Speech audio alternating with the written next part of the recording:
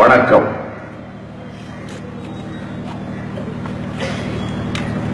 நான்கு கட்சிகளும் ஒன்றாக இணைந்திருக்காது என்று ஜூலை 27ஆம் தேதி மக்கள் நல கூட்டு இயக்கம் கருக்கொண்ட போதே சபிக்க ஆரம்பித்தார்கள். 6 மாத காலமாகிவிட்டது. 7வது மாதத்திலே இருக்கிறோம். பிப்ரவரி 20ஆம் தேதி பேசிக் கொண்டிருக்கிறேன். இன்னுமா குழப்பம் உங்களுக்கு? ஏன் இந்த திகில்? குறைந்தபட்ச செயல் திட்டத்தை முன்வைத்து 6 மாத காலம் அதற்காக இடைவிடாது திரும்ப திரும்ப ஒரு நாள் விடுதலை சிறுத்தைகள் கட்சி அலுவலகத்திலே கலந்து ஆலோசனை கூட்டம், ஒரு நாள் இந்திய கம்யூனிஸ்ட் கட்சியின் பாலன் இல்லத்திலே கலந்தாய்வு கூட்டம், ஒரு நாள் மார்க்சிஸ்ட் கம்யூனிஸ்ட் கட்சியின் தோழர் ராமமூர்த்தியினுடைய பவனத்திலே ஆலோசனை கூட்டம், பெரிதொரு நாள் மறுமலர்ச்சி திராவிட முன்னேற்ற கழகத்தின் தாயகத்திலே ஆலோசனை கூட்டம் என்று நாங்கள் 4 கட்சிகளும் உள்ளத்தால் ஒருவரே என்று உடலினால் பலராய் காண்பார், கள்ளத்தால் நெருங்கொடாதே என வையம் கலங்க கண்டு என்று முழக்கமிட்டாரே புரட்சி கவிஞர். அதுபோல நாங்கள் உருவத்தால் 4 அமைப்புகள், சிந்தனையால், எண்ணத்தால், செயலால், பேச்சால், எங்களுடைய நடவடிக்கைகளால் ஒன்றாக இருக்கிறோம். இப்படி ஒரு அமைப்பை தமிழகம் கண்டதுண்டா? நான் கேட்க விரும்புகிறேன். ஊடகங்களிலே கருத்துக்களை பரிமாறுகின்ற என்னுடைய அன்புக்குரிய அறிவுஜீவிகளுக்கு நான் இதை சுட்டிக்காட்ட விரும்புகின்றேன். இப்படி ஒரு நிலை தமிழக அரசியலில் இதுகாரும் கடந்த 60 ஆண்டுகளில் 65 ஆண்டுகளிலே இந்த தமிழகம் கண்டதுண்டா? கூட்டணிகள் அமைந்ததுண்டு. அண்ணன் துரைசாமி அவர்கள் சொன்னதை போல தொகுதிகள் உடன்பாடுகள் செய்யப்பட்டதுண்டு. தேர்தல் பிரச்சார கூட்டங்கள் நடைபெற்றதுண்டு. அந்த கூட்ட மேடைகளிலே அவர்கள் கர்ஜித்தது உண்டு. ஆனால் ஒரு கூட்டணி குறைந்தபட்ச செயல் திட்டத்தை தமிழகத்திலே முன்வைத்து அந்த திட்டத்தை தயாரிப்பதற்கே ஒவ்வொரு கட்சியிலும் 2 சிந்தனையாளர்கள் 2 மாத காலம் பாடுபட்டு சமூக, அரசியல், பொருளாதார, கலை அனைத்து துறைகள், மீனவர்கள் துயரம், வேளாண் பெருங்குடி மக்களின் துயரம், தொழிலாளர்களின் துயரம், சிறு குறு தொழில் நடத்தக்கூடியவர்களுடைய அவலம், அனைத்து பிரச்சனைகளையும், நெசவாளர்கள் துயரம் என்ற சமூகத்தின் அனைத்து பிரச்சனைகளையும் அலசி ஆராய்ந்து எங்கள் திட்டம் இதுதான், நாங்கள் ஆட்சிக்கு வருவோம், இதை செயல்படுத்துவோம் என்று அனைத்து பிரச்சனைகளிலும் நாங்கள் ஒன்றுபட்டு ஒரு செயல் திட்டத்தை தந்திருக்கிறோமே. இதை வரவேற்க வேண்டியவர்கள், பாராட்ட வேண்டியவர்கள் யார்? நடுநிலையாளர்கள். தொலைக்காட்சிகளிலே கருத்துக்களை பரிமாறுகிறார்களே, மார்க்ஸை போல, ஞானியை போல, பத்ரியை போல. பத்ரி சேஷாத்ரி அவர் பாரதிய ஜனதா கட்சியின் ஆதரவாளர், மறுமலர்ச்சி திராவிட முன்னேற்ற கழகத்தினுடைய ஈழ பிரச்சனை அணுகுமுறையிலே கடுமையாக விமர்சனம் செய்யக்கூடியவர். ஆனால்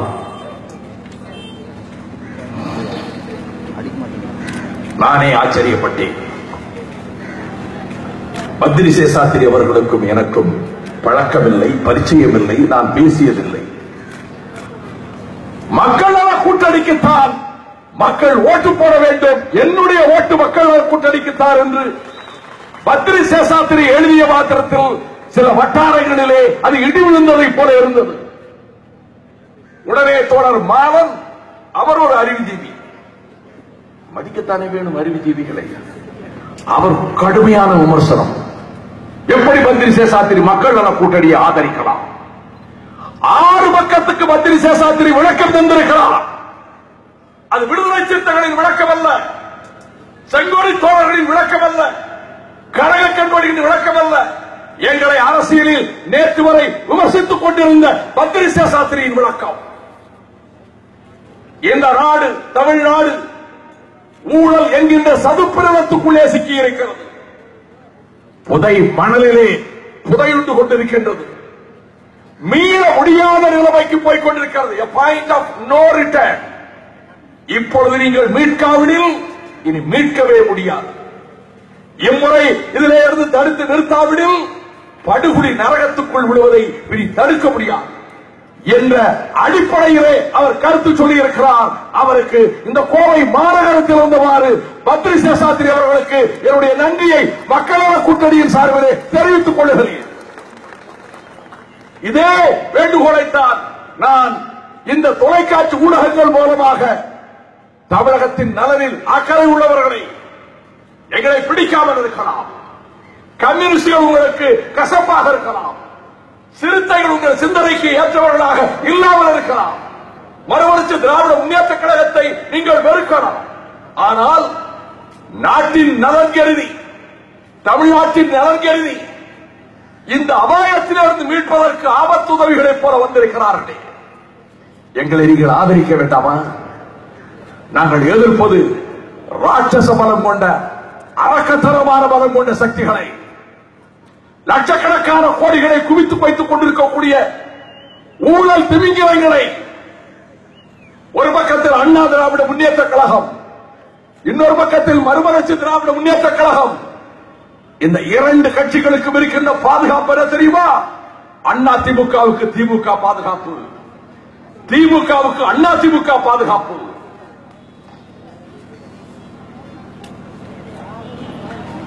நான் புதிர் போடவில்லை. இந்த இரண்டு கட்சிகளுக்கும் ஒன்று பாதுகாப்பு. என்ன தெரியுமா? 89க்கு பின்னர், 88 வரை நிலைமை வேறு.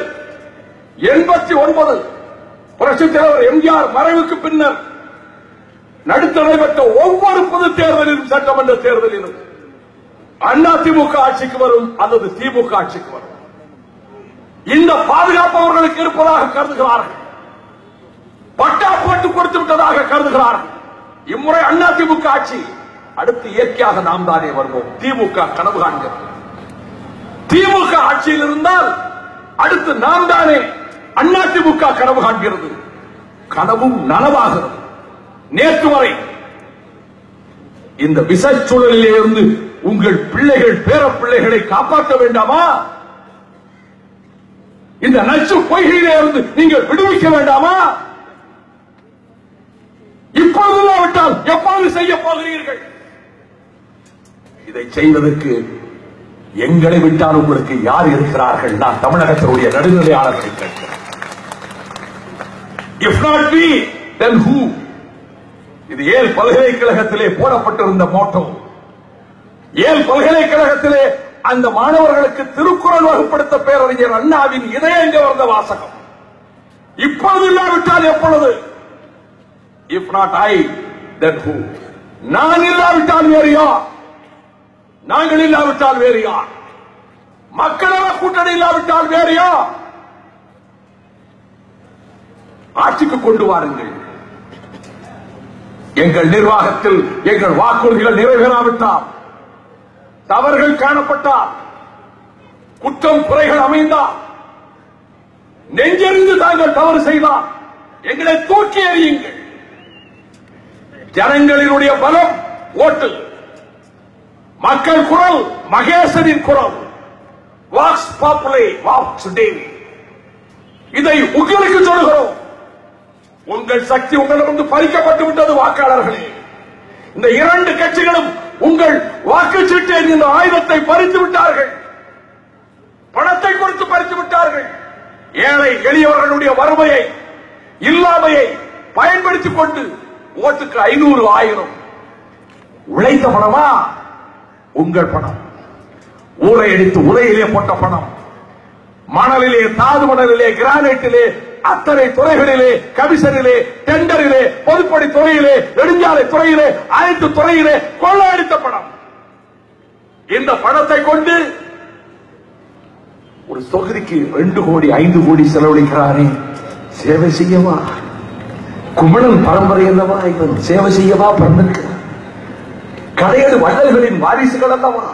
கஷ்டப்படுகிற ஜனங்கள் ரொம்ப ஏழையாக இருக்கிறார்கள். தேர்தலுக்கு 1 வருஷத்துக்கு முன்னால் வீடு வீடாக சென்று நீங்க ரொம்ப கஷ்டப்படுறீங்கன்னு நாங்க கேள்விப்பட்டோம். எங்களுக்கு மனசு பொறுக்கல. இந்தாங்க ஒரு 5000, இந்தாங்க ஒரு 2000. யோசிக்கணும் ஜனங்கள் எதற்காக கொண்டு வந்து தருகிறார்கள்? இந்த ஊழலிலே 5 கோடி செலவழித்து ஒரு தொகுதியில் ஜெயித்தால் அடுத்து 15 கோடி சம்பாதிக்கலாம். இதே நிலைமை நீடித்தால் எப்படி மல்லிகை புரட்சி நடைபெற்ற போது ஒரு கட்டத்திலே அது துப்பாக்கி புரட்சியாக மாறியதோ, இதே நிலைமை ஜனநாயகத்தின் உங்களுக்கு கொடுத்திருக்கிற வாக்குச்சீட்டை நீங்கள் முறையாக பயன்படுத்தாவிட்டால், இந்த ஊழலை ஒழிக்காவிட்டால், இந்த ஜனநாயகம் நம்மை காப்பாற்றுவது என்று கருதினார் இளைஞர்களின் சிந்தனை வேறு பக்கத்துக்கு போய்விடக்கூடும் என்று நான் பயப்படுகிறேன். மாற்றம் எதிரும் வந்துதான் தீர வேண்டும். அந்த அடிப்படையில் இந்த 2 ஊழல் கட்சிகளையும் தூக்கி எறிவதற்கு மக்கள் தயாராக வேண்டும் என்று நாங்கள் அழைப்பு விடுத்தோம். யானைமலை அடிவாரத்திலே நாங்கள் மாநாட்டுக்காக கடல் போன்ற ஒரு மைதானத்தை தேர்வு செய்தோம். இவ்வளவு பெரிய மைதானமா? இது பெரிதா கடற்கரை மாதிரி அல்லவா இருக்கிறது? கூட்டம் வருமா? கொஞ்சம் பயம் சிலர். அதாவது உள்ளுவதெல்லாம் உயர்வு உள்ளது. அடிக்கிறதே அடிக்கணும். யானை அடிக்கணும்னா போகணும், முயல் அடிக்கணும் போகக்கூடாது. நான் சொல்ல வள்ளுவன் சொல்லி இருக்கான், காண முயலை நம்பினில் யானை பிழைத்த மேல் எந்தறிது. 7 லட்சம் பேர் கலந்து கொண்டார்கள். 25,000 வாகனங்கள் பங்கெடுத்தன. கை காசு போட்டு செலவழித்து வந்தார்கள். காசு கொடுக்காமல் அதிமுக திமுக ஒரு இடத்துக்கு அழைத்து வர சொல்லுங்கள். எல்லாத்துக்கும் ரேட்டு மணிக்கு உழவு.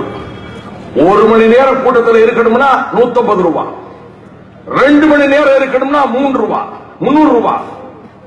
என்னையா ரேட்டு விவரம் தெரியாம சொல்றேன். இப்ப 500 ரூபாய் ஆயிப்போச்சு ஒரு கூட்டத்துக்கு வர்றது. மக்களை விலைபேசி அழைத்துக் கொண்டு வருகிறார்கள்.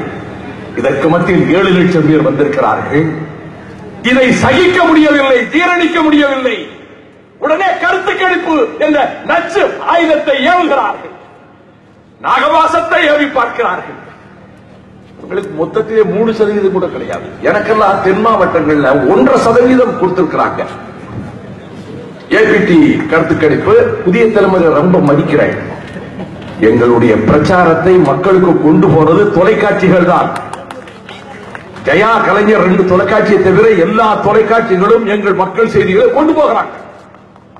ஆனால் அந்த ஏபிடி கருத்து கணிப்பை போட்டார்களே, தென் மாவட்டங்களிலே எங்களுக்கு 1.25%. அட பைத்தியக்காரனே, நான் 25.8% ஓட்டு நான் வாங்கி இருக்கிறேன். அதுக்கு ஒவ்வொரு கட்டத்தில் 22% ஓட்டு வாங்கி இருக்கிறோம் மதிமுக. வட மாவட்டங்களிலே விடுதலை சிறுத்தைகள் பேர் அரணாக கிழக்கு மாவட்டம் இருக்கிறாங்க. ஏன் கணக்கில் எடுக்கிறாங்க? எல்லாத்தையும் சேர்த்து 5% கொண்டு வர என்ன? அதாவது இவர்கள் திட்டமிட்டு இதற்கே கோடிக்கணக்கில் பணம் செலவாகிறது. இப்படி போட்டுட்டா நடுநிலையானவர்கள் நல்ல கூட்டணி தான். இவங்க வந்தா திமுக அதிமுக 2 தோக்கடிக்கலாம்னா ஜெயிக்கிற மாதிரி தெரியலையே, போட்டு என்ன பிரயோஜனம் என்ற எண்ணத்தை ஏற்படுத்துவதற்காக இந்த சூழ்ச்சி வலையை அறுத்தறிவோம். தருத்தருவாக வருவோம், வீதிக்கு வீதி வருவோம். எங்கள் தோழர்கள் வருவார்கள். அதன் அடையாளம் தான் இந்த நெருப்பு வயலிலே கோவை மாநகர சித்தாபுதிலே கூடியிருக்கக்கூடிய இந்த பெருந்திரளான கூட்டம். அந்த மாநாட்டுக்கு பிறகு கடலூரிலே தொடங்கி காளையார் கோவிலிலே கொண்டு வந்து நிறைவு செய்தோமே 6 மாவட்டங்களில் சுற்றுப்பயணம். லட்சக்கணக்கிலே திரண்டார்கள். கொளுத்தும் வெயிலிலே திரண்டார்கள். நட்ட நடுநிசையிலே திரண்டார்கள். பட்டுக்கோட்டையிலே நெருப்பு வெயிலில் திரண்டார்கள். சிதம்பரத்திலே, மன்னார்குடியிலே. ஆகவே மக்கள் சக்தி திரண்டு விட்டது. நாளுக்கு நாள் வளர்கிறது, நிமிஷத்துக்கு நிமிஷம் வளர்கிறது. நடுநிலையாளர்கள், இளைஞர்கள், மாணவர்கள், அவர்கள் தான் இந்த நாட்டின் எதிர்காலத்தை தீர்மானிக்க முடியும். இந்த ஊழலின் நச்சு பிடியிலே இருந்து தமிழகத்தை விடுவிக்க முடியும். அந்த அடிப்படையில் நாங்கள் பணியாற்றிக் கொண்டிருக்கிற வேளையில் ஒரு செய்தியை நான் சொல்ல விரும்புகிறேன். இந்த கோவை மாநகரத்திலே அதிமுக திமுக 2 கட்சிகளினுடைய பரிபாலனத்தை மாநகராட்சியிலும் கண்டீர்கள், நாடாளுமன்றத்திலும் வெற்றி பெற்று சட்டமன்றத்திலும் வெற்றி பெற்ற அதிமுக இப்பொழுது இருக்கிறது. முன்பு வெற்றி பெற்ற திமுக இருக்கிறது. உலக தரம் வாய்ந்த பல்கலைக்கழகம் 3000 கோடி ரூபாய் மதிப்பிலே கோவைக்கு வரும் என்று சொன்னார்களே, ஏன் வரவில்லை? அந்த பல்கலைக்கழகம் வேண்டும் என்று சுப்பராயன் நாடாளுமன்றத்திலே முழக்கமிட்டாரே, கணேசமூர்த்தி வினா தொடுத்தாரே, அக்கறை இருந்ததா? மேற்கு புறவழிச்சாலை அமைக்க வேண்டும் என்றார்களே, ஏன் வரவில்லை? மெட்ரோ ரயில் திட்டம் என்ன ஆயிற்று? 2 கட்சிகளும் பதில் சொல்ல முடியாது. கோவையிலிருந்து பொள்ளாச்சி போகிற வழியிலே அந்த ரயில் பாதையிலே ரயில்வே நிலையங்கள், மூடப்பட்ட நிலையங்கள் திறக்கப்பட வேண்டும் என்றார்களே, கவனித்தார்களா? இல்லை. ஆனால் மாநகராட்சியிலே என்ன ஊழல் தற்போது நடக்கிறது என்பதை என்னுடைய அருமை தம்பி கிருஷ்ணசாமி, முன்னாள் மாமன்ற உறுப்பினர், தகவல் அறியும் திட்டத்திலே கொண்டு வந்தார். மணியக்காரன் பாளையம் அசோக் நகரா அதிமுக நிர்வாகத்தில் நடைபாதை அமைக்க 4,55,000 ரூபாய் செலவழித்தார்களாம். போய் பார்த்தால் வடிவேலு சொல்வதை போல கிணத்தையே காணாம, நடபாதையே காணாம, நடபாதையே முடிஞ்சிருக்காங்க. 260 கோடி ரூபாய் ரிசர்வ் பணம் இருந்தது போன வருஷம் 2014. 2015 ஏன் இல்ல? ஏப்ப போட்டாங்க. சுற்றுப்புற சூழல் பாதிக்கப்பட்டால் நம் வாழ்வு அழிந்து போகும் என்பதனாலே வெள்ளலூரிலே இந்த குப்பை கிடங்கை போட்டு எங்களை அழித்து விடாதீர்கள் என்ற மக்கள் அன்று முதல் இன்று வரை போராடுகிறார்களே. இதற்காக நம்முடைய சுப்பராயன் போராட்ட கிளர்ச்சி கடமை வைத்தாரே, தம்பி ஈஸ்வரன் இடைவிடாது போராடுகிறார்களே. 55,000 மக்கள் வாழ்வு அழிந்து போகும் என்று போராடுகிறார்கள். என்னிடத்திலே காட்டினார், நட்சத்திரமும் போல மஞ்சள் நிறத்திலே அந்த தண்ணீர் இருக்கிறது. இந்த தண்ணீரை தான் அவர்கள் பருக வேண்டுமா? இந்த குப்பைகளை எங்கே இருந்து அகற்றி வேறு பாதுகாப்பான இடத்திலே கொண்டு போய் சேர்ப்பதற்கு ஏதாவது நடவடிக்கை எடுக்கப்பட்டதா? எதுவும் கிடையாது. இந்த சூழலில் என்னுடைய அன்பிற்குரியவர்களே, சட்டசபையிலே இன்றைக்கு ஜெயலலிதா என்ன அறிவித்தார் என்று இப்பொழுது தொலைபேசியிலே ரவிக்குமாரிடமும் மின்னல் முகமதரிடமும் கேட்டேன். திருமாவர்களும் கேட்டார்கள். ஏனென்றால் ஒரு செய்தி வந்தது, கடைசி காலம் அல்லவா, நிரந்தரமாக ஆட்சி அஸ்தமிக்க போகிறது அல்லவா, ஆகவே ஜெயலலிதா 2-3 நாட்களாக ஒரு அறிவிப்பை செய்து கொண்டிருக்கிறார். நான் கேட்கிறேன், அரசு ஊழியர்கள் லட்சக்கணக்கிலே போராடுகிறார்கள். அரசு ஊழியர்கள் எங்காவது வன்முறையில் ஈடுபட்டார்களா? கல்லெறிந்தார்களா? கலகம் செய்தார்களா? நெருப்பு வைத்தார்களா?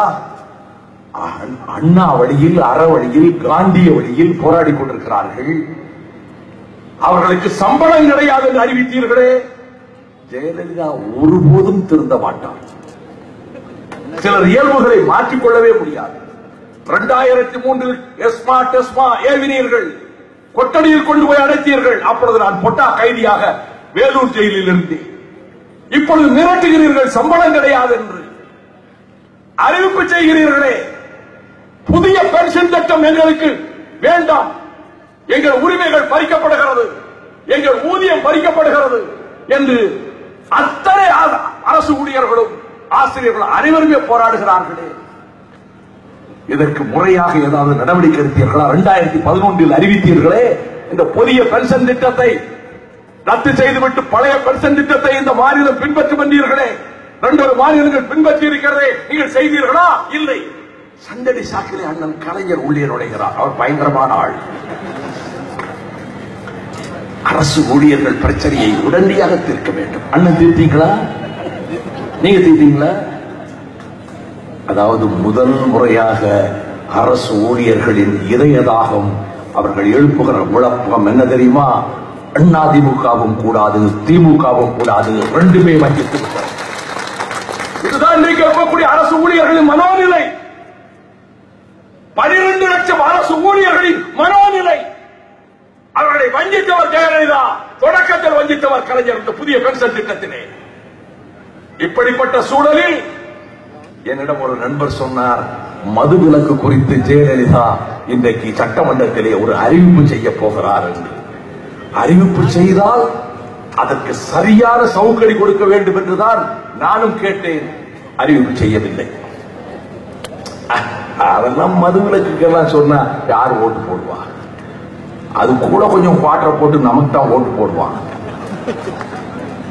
மதுவிலக்கு குறித்து எதுவும் சொல்லவில்லை.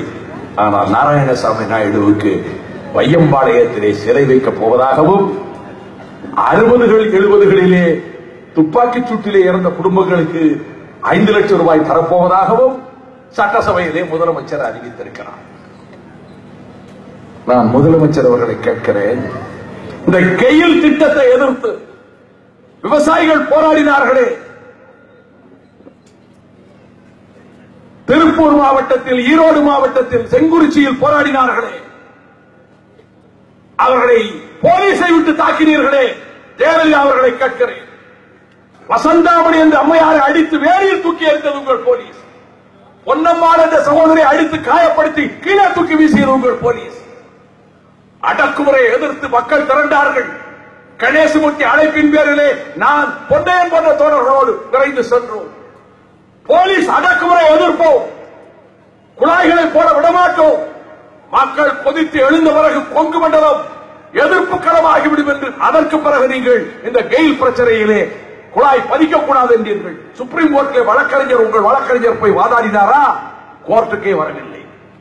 சுப்ரீம் கோர்ட் நீதிபதிகள் அவர் மாபெரும் அறிவுபூர்வமான நீதிபதிகள். நம்ம எல்லாம் சொல்லலாமா, நான் ஒரு வக்கீல், இன்னைக்கு ட்ரிபியூனலுக்கு போறேன், கோர்ட்டுக்கு போறேன், களமாண்டுட்டு போகல, ஊழல் செஞ்சிட்டு போகல. சுற்றுச்சூழலை காப்பதற்கு, ஸ்டெர்லைட்டை எதிர்ப்பதற்கு, நீட்டோரை எதிர்ப்பதற்கு, சேங்கேஸ் எதிர்ப்பதற்கு, வேலைக்கருவரை தமிழ்நாட்டில் அடியோடு ஒழிப்பதற்கு, மீத்தேரை எதிர்ப்பதற்கு நான் கோர்ட்டுக்கு போய் கொண்டிருக்கிறேன். கலைஞர் ஆட்சியில் என் மீது போடப்பட்ட 2 தேச துரோக வழக்குகள் ஈழத்தமிழர்களை ஆதரித்ததற்காக 10 ஆண்டுகளுக்கு குறையாத ஆயுள் தண்டனை, சிறை தண்டனை எனக்கு கிடைக்கும். இந்த 2 வழக்குகள் நடந்து கொண்டிருக்கிறது. நான் கோர்ட்டுக்கு போகிறேன். நீதிபதிகள் சொன்னார்கள், 5862 பேரிலே 7 பேர் தான் கேஸ் போட்டிருக்கிறார்கள். ஆகவே இந்த வழக்கு நான் ஏற்றுக்கொள்ள முடியாது, குழாய் பதிக்கத்தான் செய்வார்கள் என்றார்கள். இப்பொழுது நரேந்திர மோடி சர்க்காரை கேட்கிறேன், தமிழ்நாட்டை வஞ்சித்தது போதாதா? இந்த கெயில் திட்டத்தை நிறைவேற்றக்கூடாது என்று நாங்கள் போராடுகிற போது திட்டத்தை ரத்து செய்துவிட்டு நெடுஞ்சாலை வழியாக கொண்டு போக வேண்டியதானே? கொச்சியிலிருந்து பெங்களூர் போக கேரளத்துக்காரர்கள் அனுமதிக்கிறார்களா? இல்லை. தமிழர்கள் இழிச்சவாயர்களா, கிள்ளுக்கிரைகளா, பிள்ளை பூச்சிகளா? இந்த சூழலில்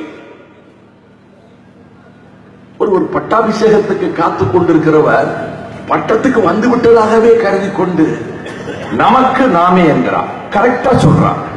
மகனுக்கு, மகளுக்கு, மருமகனுக்கு, உங்களுக்கு நீங்க தான். ஜனங்களுக்காக நாங்கள், ஜனங்களுக்காக திருமாவளவன், ஜனங்களுக்காக ராமகிருஷ்ணன், ஜனங்களுக்காக சுப்பராயன், ஜனங்களுக்காக வைகோ, மக்களுக்காக. அவர் நேற்றைக்கு, அதாவது உளறல் பேர் வழிகள் நிறைய இருக்கிறாங்க. நான் பேரெல்லாம் சொல்ல விரும்பல. நம்ம ஏற்கனவே கடுமையான எதிரிகளோடு மோதிக்கிட்டு இருக்கிறோம். ஒவ்வொருத்தரும் வந்து அதாவது அவங்க எல்லாரையும் விட்டுறாங்க, நம்மளதான் பாக்குறாங்க. அதுலயும் என்னன்னா வைகோ நடுரோட்ல அனாதையா நிப்பாக்குறாங்க. அனாதையா தனியா நின்றாலும் காட்டுக்குள்ள சிங்கம் இருக்கிற மாதிரி தான் வைகோ இருப்பான். அவர் நேற்றைக்கு பட்டாபிஷேகத்துக்கு காத்திருக்கின்ற திருக்கோளையாரின் அருமை மகன் ஈரோட்டில் விவசாயிகள் மாநாட்டிலே வந்து திருவாய் வளர்ந்தளி இருக்கார். ஏயா எழுதி கொடுக்கிறவனாவது ஒழுங்கா எழுதி கொடுக்க வேண்டாமா? அவருக்கு எழுதி கொடுக்கிறதான் வாசிக்கிறான். ஈயடிச்சான் காப்பின்னு சொல்லுவாங்க. நம் சின்ன பிள்ளையில படிக்கும் போது இன்னொருத்த நோட்டை பார்த்து காப்பி அடிக்கும் போது அவன் ராத்திரி தூக்கத்துல ஒரு ஈ அடிச்சிருப்பான். அந்த ஈ அதோட ஒட்டிக்கிட்டு கிடக்கும். காப்பி அடிக்கிறவன் பாப்ப இதே ஒரு ஈ அடிக்கணும் போது ஈ ஒண்ணு அடிச்சு கூடாது வச்சிருவான். அதை ஈ அடிச்சா காப்பிங்கிறது. அவர் சொல்லி இருக்கிறார், 1 பைசா மின்சார கட்டணத்தை உயர்த்தியதற்காக அதை திரும்ப பெற முடியாது என்று சர்க்கார் சொன்னதனால் விவசாயிகளை போராட்டம் வந்தது. அதிலே எம்ஜிஆர் ஆட்சியிலே எம்ஜிஆர் துப்பாக்கிச் சூடு நடத்தினார்.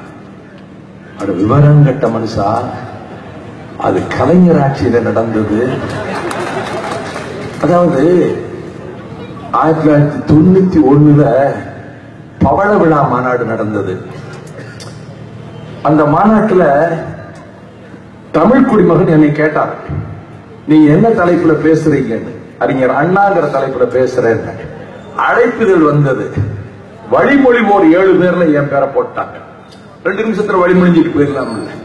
அதை பத்தி நான் கவலைப்படல. இவர் பிரதான பேச்சாளர். முதல் மாநாட்டிலே மகனை கொண்டாந்து பேச விடுறாங்க. இவர் பேசுறார். அங்க ஒரு குடில் வச்சிருந்தாங்க மேடைக்கு பக்கத்துல. அண்ணன் கலைஞர் அந்த பக்கத்துல, நாகில் மனோகரன் பேராசிரியர் இருந்தாங்க. நானும் பக்கத்துல உட்கார்ந்து இருந்தேன். இவர் பேசுகிறார். இந்திய நாட்டிலே இருந்து இந்து மதம் இங்கு சரியாக பின்பற்றப்படாததற்கு காரணமாக அது சீனாவுக்கும் ஜப்பானுக்கும் இந்த இந்து மதம் அங்கே போய் பரவிவிட்டது. பௌத்த மதம் போயிருச்சு சீனாவுக்கும் ஜப்பானுக்கும் என்று சொல்வதற்கு பதிலாக இந்து மதம் போய்விட்டது. உடனே எல்லார் முகத்திலையும் ஒரு மாதிரி இருந்த உடனே அண்ணன் கலைஞர், நான் பக்கத்தில், அதாவது அகடமிக்கா போறதுனால அப்படி சிரிப்பாயிடும். அரிஸ்டாட்டில் மாதிரி போறாரு பாருங்க. அகடமிக்கா பேசுறதுனால அப்படி சிரிப்பாயிரும்னு தனையனுக்காக அவர் பரிந்து பேசினார். அப்படிப்பட்ட நிலையில் தான் ஒரு 3 வருஷம் முன்னாடி இவர் போய் பேச, இவர் வருங்கால முதல்வர் அவரே பட்டம் சூட்டிட்டு ஜனங்கள் தெரிஞ்சுக்கணும். அவர் பேசுகிறார். ஸ்ரீரங்கநாதரையும் தில்லை நடராஜரையும் பீரங்கி வைத்து பிளப்பதுதான் எக்காலம் என்று புரட்சி கவிஞர் பாரதிதாசன் பாடியதை போல அப்படின்னு பேசினார். கலைஞர் தலையில அடிச்சுட்டு உட்கார்ந்து இருக்கிறார். அது எழுதுறதே கலைஞர். அதுபோல கலைஞர் காலத்தில் நடந்த துப்பாக்கி சூடு, பெருமாநல்லூரிலே நடுகள் இருக்கிறது. சீறி வந்த துப்பாக்கி குண்டுகள். ஜூன் மாதம் 19ஆம் தேதி 1970ஆம் ஆண்டு விவசாயிகள் போராட்டம், கோவை ஜில்லா விவசாயிகள் நடத்திய போராட்டம். அந்த குண்டுகள் மார்பிலே பாய்ந்தது. குருதி வெள்ளத்திலே விழுந்தார்கள். மாரப்ப கவுண்டர், ராமசாமி கவுண்டர், ஆயி கவுண்டர் என்ற 3 பேர். இது வரலாறு. எனவே இந்த நாட்டை ஏமாற்றி மக்களை ஏமாற்றி விட முடியாது. 2 பிரச்சனைகள், ஒன்று மது, இன்னொன்று ஊழல். மதுவின் கொடுமையிலே தமிழகம் சிக்கி தவிக்கிறது. ஒரு மாத காலத்துக்கு முன்பு பார்த்தேன், வருத்தமாக இருக்கிறது. கொங்கு மண்டலத்தில் பள்ளி மாணவிகள், +2 மாணவிகள் மது அறிந்துவிட்டு போதையில் மயங்கி கிடந்தார்கள். இது தமிழகமா? காரைக்கால் அம்மையார் வாழ்ந்த தமிழகமா? அவ்வை வாழ்ந்த தமிழகமா? கண்ணகியின் புகழ் வாடும் தமிழகமா? மோதின் பிள்ளை பெண்டிர் வாழ்ந்த தமிழகமா? நாசமாக போய்விட்டதே. மது உங்கள் குடும்பத்தை அழிக்கிறதே. இன்றைக்கு காரை புதுவையிலே +2 மாணவிகள் அவர்கள் குளிர்பானத்திலே மதுவை கலந்து பருகி மயங்கி கிடந்திருக்கிறார்கள். இந்த அழிவிலிருந்து தமிழகத்தை மீட்க வேண்டும். அந்த களத்துக்கு வந்திருக்கிறவர்கள் நாங்கள். கால்களில் ரத்தம் கொப்பளிக்க 1200 முதலில் 2400 கிலோமீட்டர் நடந்தவர் தோழர்களோடு. மதுவை எதிர்த்து போராடியவர்கள் நாங்கள். சசிபெருமாளை சாகடித்தது ஜெயலலிதா அரசு.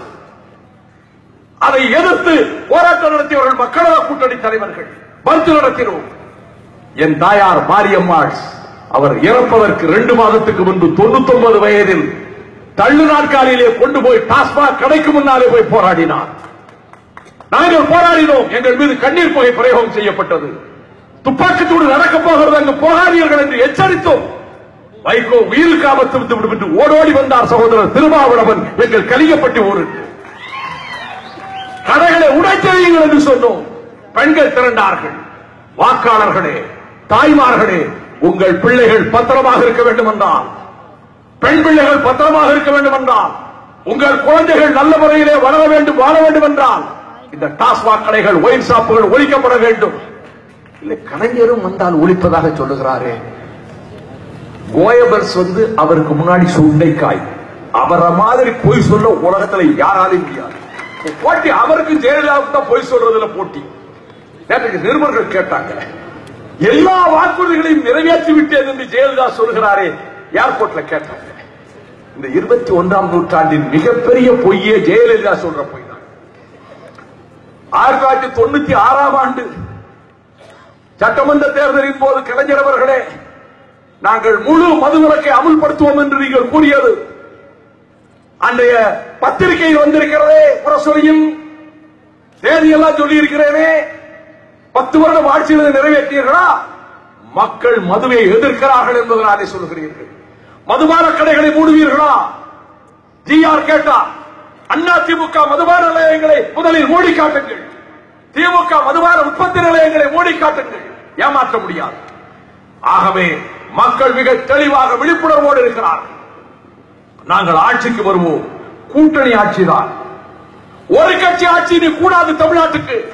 அது பெரும் கேடு. கடிவாளங்களும் தடைகளும் இருக்கிற ஆட்சிதான் வேண்டும். Coalition government. ஒரு கட்சி ஆட்சியே இருக்கக்கூடாது. தமிழகத்தை பாதுகாக்க வேண்டும் எனில் எங்க நிறைய பேர் ஊழல் செய்யறாங்க அரசாங்கத்திலையும் என்று சொல்றாங்களே. நேர்மையான யோகியமான அதிகாரிகள், சகாயத்தை போன்ற அதிகாரிகள் ஏராளமாக இருக்கிறார். போலீஸ் டிபார்ட்மெண்ட்ல இருக்கிறாங்க. அந்த அதிகாரிகள் யார் என்று எங்களுக்கு தெரியும். அவர்களை பிரதான கேந்திரமான இடங்களில் வைப்போம். அதிகாரிகள் ஆட்சி நடக்காது. ஆனால் அதிகாரிகள் நேர்மையாக ஆட்சி நடத்த எங்கள் அரசு நிர்வாகம் அதை செயல்படுத்தும். ஒவ்வொன்றுக்கும் திட்டம் வைத்திருக்கிறோம்.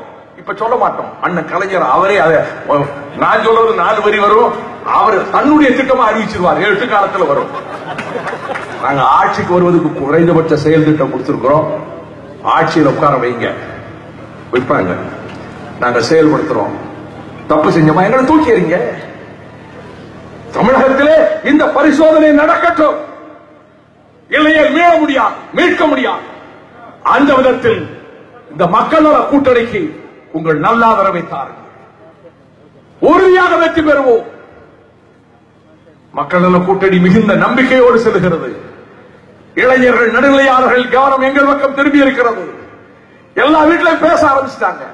இப்பொழுது நான் கேட்பதெல்லாம் தொலைக்காட்சியினரே, இன்னும் கொஞ்சம் உங்கள் கருணை பார்வையை எங்கள் பக்கம் இன்னும் கொஞ்சம் திருப்பும். வைகோ எந்த காலத்துக்கு நான் அப்படி கேட்டதே கிடையாது. உங்ககிட்ட தானே பலம் இருக்கு. நாங்க 10,000 பேர் இருந்தாலும் 7 கோடி மக்களுக்கு நீங்க தானே செய்தி கொண்டு போக முடியும். உங்க பிள்ளைகளும் நல்லா இருக்கணும்னு தானே வைகோவும் நாங்களும் போராடும். ஜனங்களுக்கு சொல்லுவாங்க. அதெல்லாம் படிப்படியா வந்துடும். அப்படியே அலை அடிக்க ஆரம்பிக்க ஒரு மௌன அலை அடிக்க ஆரம்பிச்சிருச்சு. மௌன புரட்சி. ஜெயிப்போம், ஆட்சி அமைப்போம். வணக்கம்.